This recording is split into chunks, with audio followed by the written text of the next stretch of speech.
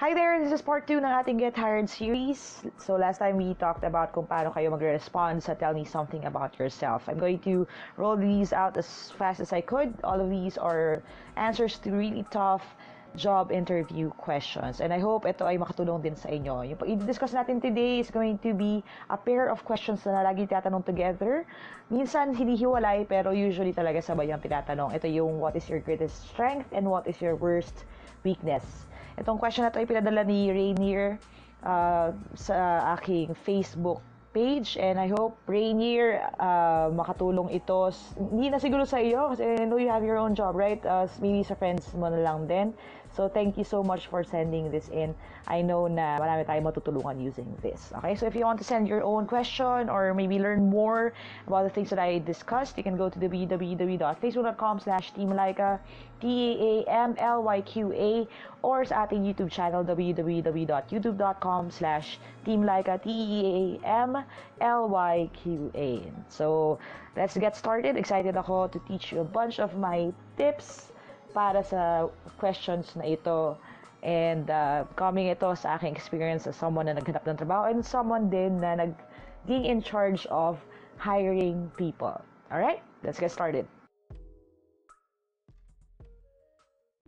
Alright, so let's get started. Again, thank you, Rainier Del Rosso, for sending this question, itong pair ng questions na ito. Okay, so I want to talk to you about a few things. The first thing that I want to talk about is yung big no-no when answering itong tanong na ito. Ano yung no-no na yon? Ito yung usually na nangyayari, ito yung danger sa mga tao na ill-prepared pagdating dito. Ang pinaka no-no sa akin, pet peeve ko to when I was still working sa HR department, yung mga tao na pag tinanong mo ng what is your greatest strength, ang dami-daming sinasabi. Okay? Now, I do understand that you want to impress and you're trying to say a lot of things that you can do, all of your skills and abilities, kasi gusto nyo ma-impress yung HR para i-hire kayo. Pero the question in itself asks for which is your greatest strength. So, greatest, ibig sabihin superlative of superlatives siya. Dapat yung pinakamagaling ka. San ka pinakamagaling? And isang bagay lang yon, okay? Hindi ka pwedeng maglista ng lahat ng kaya mo gawin. Proficient ako sa MS Word, yung mga ganyan. Kasi ang hinahanap is the one thing na sobrang galing mo. So, beforehand, I suggest that you pick out kung ano yon. Okay? Ano pa yung no-no natin when it comes to people naman na walang weakness? Okay? Kasi yung ibang tao, ganyan, sasabihin nila, ang dami kong strength, pero wala akong weakness. And that is ridiculous. Okay? Ridiculous yung answer na yun. Pag sabihin mo, I'm sorry, I believe that I don't have any weaknesses. If you end the statement at that, okay, it's going to be really dangerous. Kasi ang dating, parang ang yabang naman itong taong to, wala siyang weakness. Wala namang taong walang weakness. Okay? So, never go to yung answer na yon na wala akong weakness. Okay? Ang disclaimer ko lang, so again, may asterisk to, no? So, you have to read the room, read yung person na kaharap ninyo. If this will work out with him or her, what you could say would be, babaliin mo siya. Instead of saying na wala akong weakness, what you could say would be, and again situational to, so tingnan nyo kung gagana doon sa tao, basahin nyo yung kausap ninyo kung tingin nyo gagana sa kanya.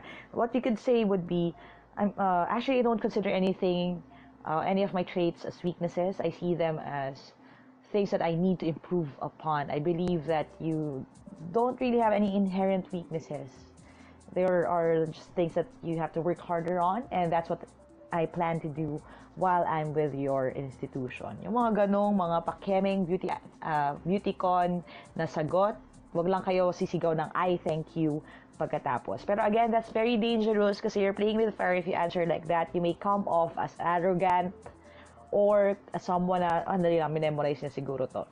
So, the best answer talaga is for you to admit at least one weakness. Okay? Ano nga ngayon yung sasabihin mo? Ito yung aking suggestion, okay? So before we go on, you can actually hit pause dito sa podcast na to if you want to do this activity with me. And if not naman, just take note of it and you can do it sa bahay or kung kailan kayo may free time. Okay? Ito yung aking suggestion. What you could do would be to Google, and yes, you can Google almost anything and everything din nowadays, kaya gamitin nyo yan as your tool. You can Google positive adjectives or positive traits, okay? And then Just pick out kung ano yung nag-speak sa inyo. Okay? Pick out the one thing na pinaka-applicable sa'yo. Again, and this is the one thing I'm struggling with ngayon kasi I'm so excited kasi just yesterday I posted the first part, no, and it garnered nearly 200 listeners right away. So nakita ko, sabi ko, mukhang malaki talaga yung need for this. I wish I could do one-on-one time with you guys and really personalize this. Pero since wala tayong kakayanan na gawin yan dahil marami kayo and of course, syempre marami rin akong ginagawa making all of those video lessons for you. It's not going to be possible sa ngayon. Hindi ko kayang bigay yung mamili ng trait, for you guys. For my friends kasi I was able to do that. Nakapamili ako na, okay, ito yung best na mag-fit for your life and for your life story. Pero since hindi ko yung pwedeng gawin sa inyo, you have to do it for yourself. Okay? So again, Google a list of adjectives or a list of positive traits. Pick out the one thing that stands out sa'yo. Kung ano talaga yung totoo sa iyo. Okay? I don't believe kasi na may mga tao na walang strength, no? Kalokohan yan. Meron kayong strength, I'm pretty sure. Kahit na feeling mo wala kang leadership skills or feeling mo hindi ka magaling mag-speak in public, if you feel na shy ka masyado or introverted ka masyado, that's okay. You still have a strength and you can pick that out of yung list na yon. What are my usual go-tos kung hindi ka masyadong kilala yung tao at humingi siya ng payo? Usually, I tell them pick out tenacity or grit or perseverance. Itong mga traits na ito na generally, okay, ay pwede mong baliin talaga for your own purpose. Pero kung hindi naman kayo talaga masipag, medyo mahirap yun na sabihin mo na perseverance yung aking greatest strength, tapos makikita nila sa transcript mo na palipat-lipat ka ng college. Medyo hindi yun madaling i-explain. So, pick one out na nababagay sa'yo at sa kwento mo. Kasi ang thing naman sa job interviews talaga, para yung kwento para ka nagkukwento ng kung ano yung storya mo. And you're basically telling them na, my story fits with your bigger story and we can work together. Okay? So, I hope nakapili na kayo ng inyong keyword or ng key trait ninyo. And if hindi pa, again, you can take your time naman. Just look at them. You can use a dictionary to check out the words na feeling ninyo hindi nyo pa masyadong naiintindihan yung depth. And if you feel naman na masyadong mababaw yung word or hindi pa to sakto, you can always use a thesaurus to check out yung mga synonyms niya and baka may isa doon na yung saktong-sakto at tama-tama yung word color for you. Okay? Again, iba-iba yan per tao, so be comfortable with who you are and what you can do and kung ano talaga yung applicable sa iyo at sa iyong kwento. Okay? Now, segue tayo. Paano ngayon papasok yung weakness? So, coach, nakapili na ako. Ito na yung greatest strength ko. Ang greatest strength ko, I'm a task-oriented person or I'm a results-driven person. I'm a perfectionist. Ganyan. Ang pinaka-suggestion ko is this, lalo na if they ask the two questions at the same time, yung kuya tinanong nila what is your greatest strength and what is your worst weakness, ang suggestion ko would be, pagdating dun sa tanong na yon, if you could, okay, and this is kind of, industry secret din to, and I hope talaga makatulong to sa inyo kasi I'm giving away all of my secrets, no? Ang usually ginagawa ko dyan is, binabali ko yung strength ko, na kung ano man yung strength ko, siya rin ang weakness ko. Okay? Parang, you have to understand kasi na too much of a good thing can be a bad thing. And you can fix your entire narrative dun sa fact na yun. Okay? So, too much of a good thing can be bad for you. For example, sabihin natin, ang good trait ko, usually what I use is that I'm a very task-oriented person. I'm very goal-driven. I don't stop until a task is accomplished. So that is a good thing, right? Of course, you want to get someone, you want to hire someone na tumatapos ng isang project. Ngayon, positive trait yun. But, okay, if tatanungin ako kung anong weakness ko, I can answer din na that's the same thing that I consider as my worst weakness because when I'm focused on a job, when I'm focused on a task, I tend to forget about taking care of myself. So I don't eat well, I don't rest, I don't get enough rest, I don't pay attention to other things that could help me achieve that proper work-life balance. So by saying that, ang labas dun sa interviewer mo, okay, so ang basically sinasabi niya, ang subtext nun ay, masipag siya. At sa sobrang sipag niya, yun yung kahinaan niya kasi na na papabayaan niya yung sarili niya. O, di ba? Sino bang tao ang hindi mag-hire sa'yo kung yun ang weakness mo? Mahirap kung ang weakness mo kasi, you can be, like I said, I encourage you to be honest. Just don't be too damaging pagdating sa honesty. So, kahit na sabihin natin na discuss mo yung weakness mo, you still have to find a way na ma-segue siya at ma-turn siya into a strength. Okay? Yun yung skill na kailangan ninyong makuha. So, for example, like perfectionism. So, I'm a perfectionist. I pay close attention to detail. That is a strength, right? Na you are detail-oriented, na you're very critical when it comes to that. You have great attention to detail. Magandang quality yun eh. Magandang quality na ganun kang tao. Na well-organized ka. Okay? However, okay, pwede mo rin siyang baliin as your weakness. You can tell them na as a perfectionist sometimes, I set too high of a standard for myself and for others, that I don't appreciate growth, or I don't give myself, I don't cut myself some slack, ganon. So, hindi ka, again, yung good thing, ang finiflip mo ay too much of it is bad. And then, pwede mo pa rin siya i-segue na, but lately, I've been trying to cope with that. I'm trying to find healthier ways of expressing my criticisms and turning them into constructive ones instead of just pointing out what's wrong. So, yun, at least nasabi mo na, di ba? Nasabi mo, strength mo siya, weakness mo siya, pero ngayon, you're improving on it. You can even build on that by saying, I employ something I've learned from someone. I heard this before. You can use the sandwich technique by saying a good thing and then the bad thing that you're planning to say and then ending it on a good note. So instead of just going straight away and pointing out what's wrong, I try to employ this method to make it easier for other people, make it more palatable for them to accept my criticism. So again, yung mga things na yun, di ba? Kahit na nagsabi ka ng weakness mo, hindi yun yung huling matatandaan ng tao sa'yo. Okay? The thing kasi is, and di ba sabi nga na, trust me, I'm a psychologist, no?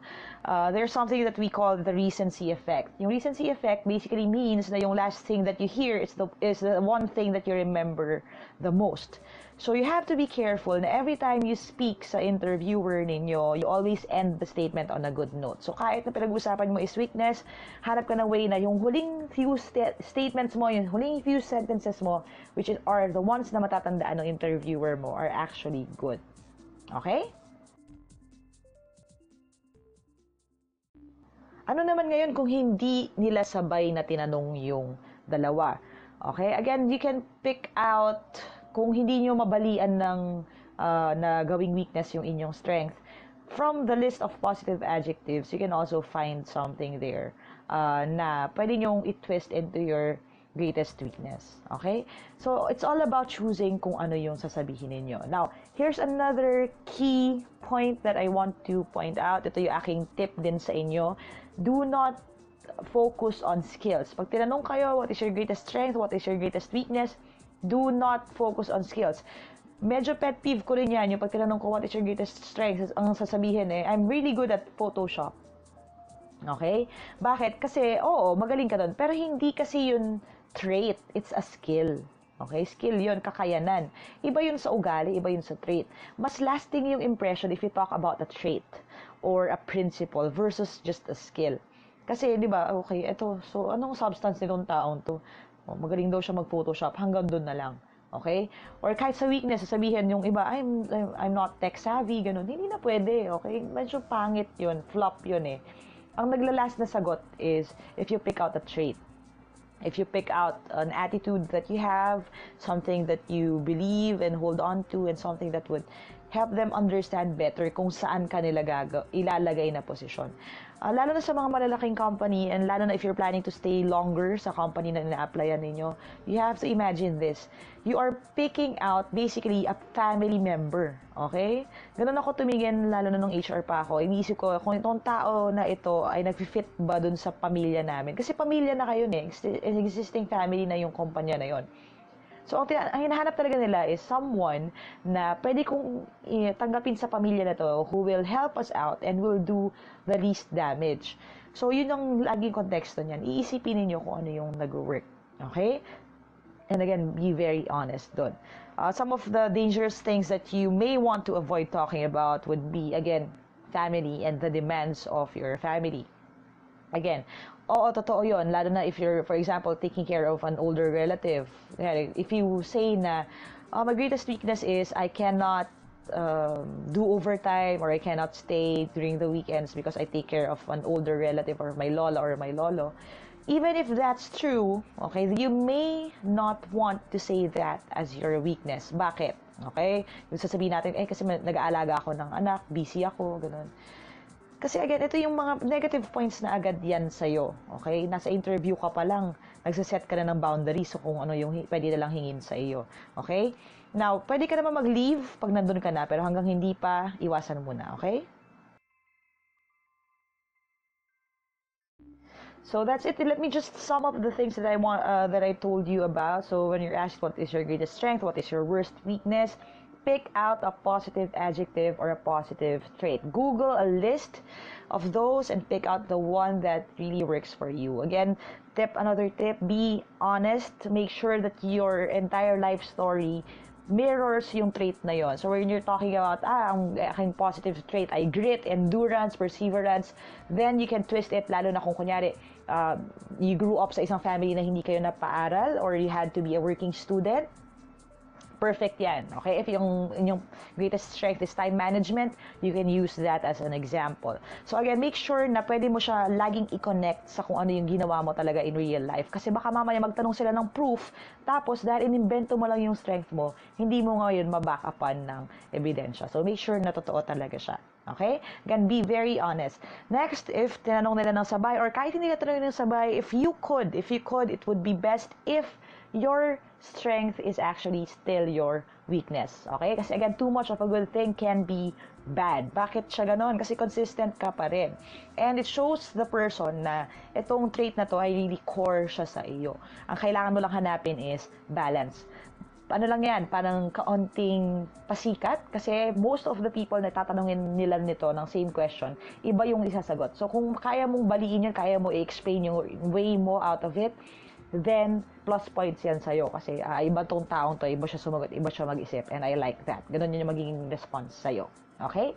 So again, kung weaknesses naman, don't deny na yung meron kang weakness. Okay? Again, the recency effect, remember that din, yung aking tip na always end on a positive note. So, kahit weakness na pinag-uusapan, find a way na mabali yan into a positive. Okay? Kaya kung nag-start out ka na yung positive trait ay yung negative trait, mas madali yun baliin. Kung hindi naman, find a way to prove to them that you are willing to learn and improve.